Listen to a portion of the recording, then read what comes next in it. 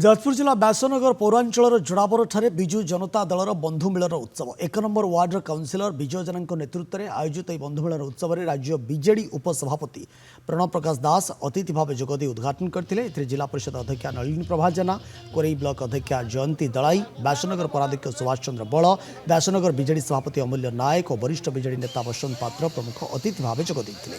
आगामी दिन में संगठन किभली आहुरी शक्तिशाली हेब से नहीं आलोचना करा। बीजेडी समस्त कार्यकर्ता और कर्मी एक होई लोकों कार्य करने को परामर्श देते प्रणव प्रकाश दास।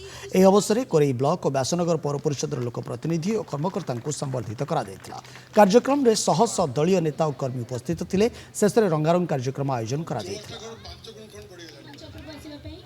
अविश्वास वातावरण भांगे आम ये बारंबार गेट टुगेदर करूँ जे आम एक आम परिवार एक विजु बाबू सुपुत्र नवीन दल में आम समस्ते कई डिफरेंट ना कई समस्ते ना आम समस्ते एक परिवार एक तो आम भितर कौन से कंपिटिशन ना कि कहार कमते विद्वेष भाव ना से गेट टुगेदर करने चाहिए किंतु आम विजय बाबू महोत्सव में परिणत कले बहुत बहुत धन्यवाद दूसरी।